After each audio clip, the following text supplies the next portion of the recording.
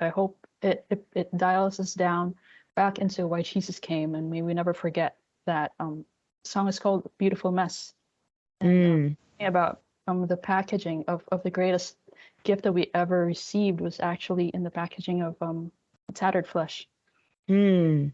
It's not like the colorful gifts that we give and receive in Christmas, but the greatest gift was in that beautiful mess. It was packaged in that beautiful mess.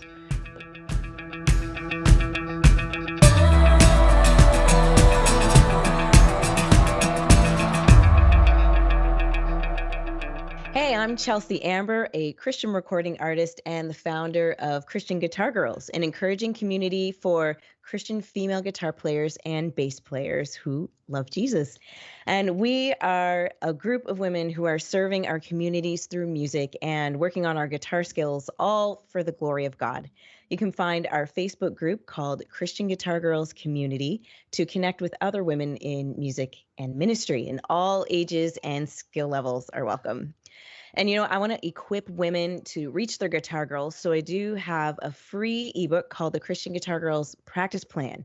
It is a downloadable PDF designed to help you not only set your goals for guitar playing, but also create an effective plan to reach those goals. This applies to all skill levels, whether you're a complete beginner or a seasoned player. So if you're ready to make your practice time more efficient and see progress in your playing, then you can go to christianguitargirls.com/practice plan. And with that, I'm excited to welcome today's guest. We have Mary Ozaraga here. She is a singer-songwriter from Cebu, Philippines.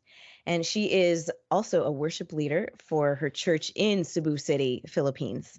She started leading worship for global online settings and sharing her own original music since the lockdowns in 2020. She has released several songs that I am very excited to talk about in this interview. And she experiments with different song styles, ranging from folk, singer-songwriter, to rap and rhythmic sounds, to alternative, symphonic rock. And her background as a drummer is evident in her rhythmic guitar playing, in her songwriting, and in her singing style. And also a fun fact, Mary is also an architect and a master plumber. So welcome to the podcast, Mary. Thank you so much for having me, Chelsea. Yeah, I'm excited to have you. This is I'm great. I'm excited to get into it because you are the first interview that I'm doing with someone based in the Philippines. So it'll be really neat to find out more about your experience as a Christian artist there. But before we start, I do love to pretend that we're at a coffee shop, just hanging out, two friends. So what are you drinking? This is a ice cold coffee. I'm not sure if people drink ice cold coffee there, but I guess We do. Okay, that's Yeah. great. I guess Yeah. in the heat, it's just I go for ice cold all the time. Yeah. Yep, that makes sense. My husband's from Texas and he loves the iced coffee too. Yeah. And I'm drinking a nice warm drink because I'm here in Canada and it's starting to get a little cold. And also, it's a decaf green tea because it's morning where you are, but it is the late afternoon where I am. We're heading into the evening, so enough caffeine for me earlier today. All right, so I'd love to know how and when you got started playing the guitar. Tell us all about it. My father has always been did play some instruments back when we were little, and we had a little guitar. He bought us a ukulele. It started with a ukulele when we were probably like 3 or 4. So he taught me that, and I learned probably one song or two, but totally forgot about it. Back in probably when I was 12, started picking up the guitar just to play some Beatles. But Oh, cool. it was probably a short time, and I never picked up the guitar again after that. Although I do little chords, and I started playing the drums, and then I played the drums for the church. One time, my church ran out of guitarists for one Sunday or 2 Sundays, so I could not play the drums. If I didn't have any other instruments playing with me, right? So I was pushed to play the guitar all of a sudden and learned it in a week. So wow, in a week. Yes, wow, that's amazing. Yeah. So you learned it in a week and then played at church the following Sunday. Is that what you mean? My mind is blown. That's amazing. Just basic, basic guitar playing. Yeah. Mhm. That's all you need though. And I find that really encouraging because some people feel like, oh, I just know a few chords. Oh, I just know one or two strumming patterns. Oh, I couldn't serve in my church or I don't, but there is, we, no matter what our skill level is, there is a place for us to be able to serve, I mean, so I just find that super encouraging that you started so early, that you started serving in your church so early on in your learning journey with the guitar. That's so cool. Yeah. I guess necessity is a mother invention, or what, pushes. Yeah. Yeah. I couldn't Yeah. say no. So, as much as I would have wanted to, I couldn't say no, which is good. Mhm. Yeah, it was a blessing, definitely. Yeah. Well, way to rise to the challenge. I know a lot of people probably would feel a little bit too afraid Yeah. too afraid to say yes, and you said yes, and now that has led you to eventually put out Yeah. music, which we're going to get into in because you started after the lockdowns began in 2020. You started releasing your own songs, so I would love to know what inspired you to start sharing your music to a wider audience. It was all God. Right Mm. before the lockdown started at the end of 2019, I was so busy with work. Uh, uh, for me, music is something that I just reward myself with, like the time I do for writing. It wasn't something that I do regularly. It was like if I had a birthday, if it was my birthday, if I finish a project, then I'd give myself the time. It was a luxury for me. So Cool. right when the end of 2019, I had this really heavy burden, and God just placed in my heart to somehow get the music out there. Like maybe not even I didn't even think in global. I wasn't thinking Spotify. I was just probably thinking like I just put them in CDs and had them out to friends in church or something like that. That's Hmm. what my vision was. But I needed time to do that, right? And so I asked God for a break because my work Mm. is toxic. And I thought it was going to be me getting sick. I was going to be out for a month or two. I thought I can get music out. I can learn production, all that in a month or two and get music out. That was just it. But luck Mm. came, and we thought it was going to last for a month or two or three. Yeah, we all did.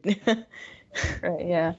And then right in the middle, right about May of 2020, I joined a group of Kingdom Music Academy is actually what it's called, Oh, run by okay. Brad Goldemand from Canada too. Oh, I Oh, know you know Brad. Brad. Okay, What yeah. a small world. We're both friends from I met him through Compassion Canada. We Yes. both we're both partnered with them. So Brad is awesome. Wow, Yeah. what a small world. No way. Yeah. And so I met so many songwriters from all over the world, and I didn't trust the way I sang. I wasn't really a singer back then. I just led music in church, worship in church, Mm. but encouraged me to learn to. I guess when I jumped into it, I was hoping people would, say, "Oh, I'm gonna sing your song" or something like that. I'm gonna look for an artist to do my songs. I did get really good feedback for the songs that I've shared there, and then I thought, who's gonna sing them? And right, Mm. there was a I don't know if you know Sophie Shear. Um, I know uh, who she is. I've never met her, but I've seen her videos on YouTube because she's a vocal coach. yes, she is, and she put out Yeah. a challenge, that a vocal challenge, a vocal singing challenge, and I joined that, and I actually won a scholarship with her for 1 year. Wow. So that's how I Wow. actually learned to sing. That's Um, so cool because you have a lovely voice. It's really cool. Like it's a really unique quality to it. oh, thank you, thank you. You're That, that, welcome. that took a while for me to appreciate that. Actually, I'm still trying to learn to appreciate it even. But Mm. that gave me a little confidence to put music out, to actually sing my songs. So Yeah, God is just all over, the story and how it came together. that's so cool. And you're based in the Philippines, and as I mentioned, this is my first time interviewing somebody from your country, and so I'd love to know more about what is it like to be a Christian artist in the Philippines. For example, what has the support been like since you began releasing your songs? Um, I didn't start with support. I actually only friends. Not even the people in church know that I'm not. Even now, they all Oh, know really? I'm doing music. Mm. Uh, I share everything on Facebook, so it's just who reaches, who gets to read those posts. Yep, the They know. algorithm. Yeah, the algorithm. Yeah. So Yeah. support. There's not much not many people actually release songs here, or Oh, maybe okay. release a Christian music. Hmm. Though when I pitch them to the Christian radio, they do accept them. which is good. Excellent. Yeah. Well, I'm Other, glad you get that. Yeah. yeah, but it's just a local radio here, so it's not like a national thing. It's just in my city. Other than that, very recently I was able to join a group of Filipino Christian composers, but they're not many are here. They're all in the capital, so it's hard for me to get there because it's on a different island. It's Mm. a trip. Other than that, I've been getting more support from the mainstream artists, so they seem to appreciate more my music, and I love that because what I write about is I really want to write about light into the darkness. So that's Mm. and share them in a way that the world can understand.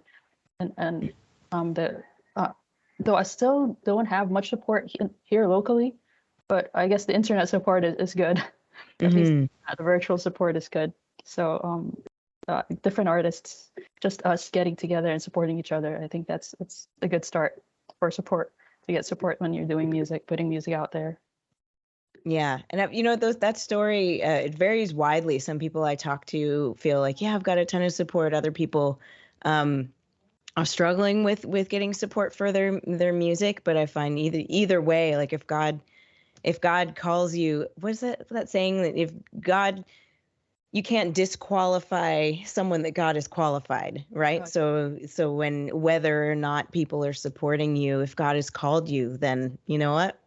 Yeah. You can do it.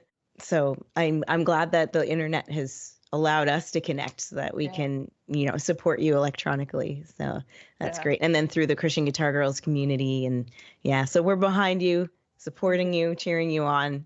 Thank you so much. Thank you so much. Really appreciate that. Oh, our pleasure. And as I'd mentioned, you have been releasing a lot of music in the last couple years. So let me just read here. It says you've released, let's see, 3 singles last year and a Christmas EP with 3 songs. Then this year you released 4 singles, and the latest one is a lullaby for the baby that your best friend lost due to a miscarriage. And I love that you've written a song about that, by the way. I just feel like it's not really talked about enough. I mean, little known fact, I had a miscarriage in 2020, in the summer of 2020. So I just appreciate, when people are willing to engage in that conversation. So I'd just be curious to know, like, what's the reaction been to that song so far? Um, the song is very personal. I mean, if I talk about each line, it's actually true events in my life, and I'm not a mother personally, but my best friend's daughter is like my best friend too, and then I have my nephew. So these are things that very personal to me, but somehow I'm quite surprised that many people relate to it.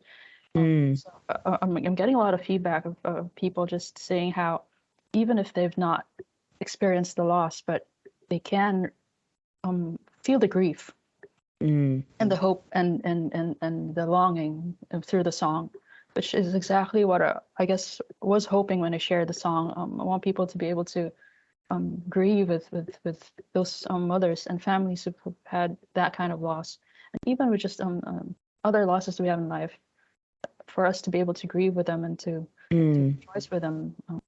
God called us to in that way. Yeah, and so I'm glad that that's just the feedback that I've been getting mostly from people. As for my best friend, when I shared it to her the first time after I wrote it, there's a couple of lines there that are especially the third verse, I think, or the second pre-chorus. It did get a sort of like a virtual slap in the back of the head. Oh. Funny just a like a little humor there. Mm. Yeah. So but it really moved her. Oh, She good. said that it gave words to the grief that she wasn't able to express. So Mm. she allowed herself to fully mourn yet, but that actually gave her the permission to and Mm. to mourn with, grieve with. Yeah. Yeah, and I love that. I love that you're using music to come alongside of people who are grieving to help them kind of express, to put into words, or to express what they aren't able to put into words themselves. And that's a powerful thing about music. And I also see that, we see that example with Jesus in the Bible where he walks alongside people who are hurting. I think sometimes, as Christians, we can have the pressure that we always have to be smiling and always have to be celebrating, but sometimes we need to also allow ourselves to feel the grief of a moment. And so I love that you've created this song to give that space Yeah. for the grieving process. So awesome. Thank Well done. And lastly, you have a Christmas song, and I believe you said it was pre-released, I believe, November 4th with the Gospel Music Industry Hub's Family Christmas Volume 3. And then it'll come out officially as a single in just a few days, December 6th. So can you tell us a little bit about your Christmas song? It was a Christmas song I wrote at the end of 2020. It was supposed to be released last year together with the EP, but the typhoon came right in time after I released the third single, the third song of the EP, and we never got it out there because the typhoon took down our power and all that. Oh no! Oh Too man! late to release it in January because it's supposed to be a Christmas song, right? So I guess God's timing and it being part of the GMI Family Christmas Volume 3. Yeah. It's actually a very heavy Christmas song. I wanted to how we've just downplayed what Christmas and what Jesus came for when we celebrate Christmas. And I'm not saying we don't celebrate it with all the festivities, but I hope it dials us down back into why Jesus came, and may we never forget that. The song is called "Beautiful Mess," and about the packaging of the greatest gift that we ever received was actually in the packaging of tattered flesh. It's not like the colorful gifts that we give and receive in Christmas, but the greatest gift was in that beautiful mess. It was packaged in that beautiful mess. That's what it's.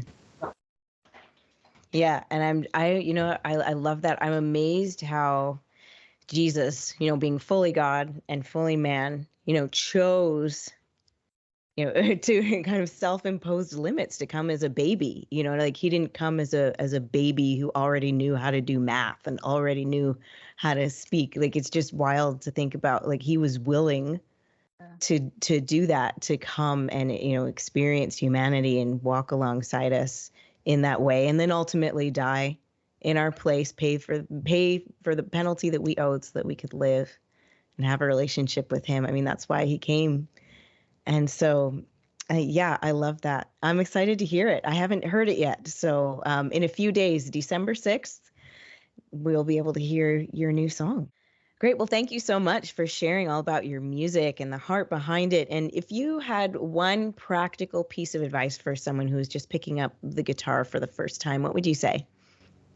Looking back at how I experienced the first time I played the guitar, I guess it was with the bliss of an ignorant little child.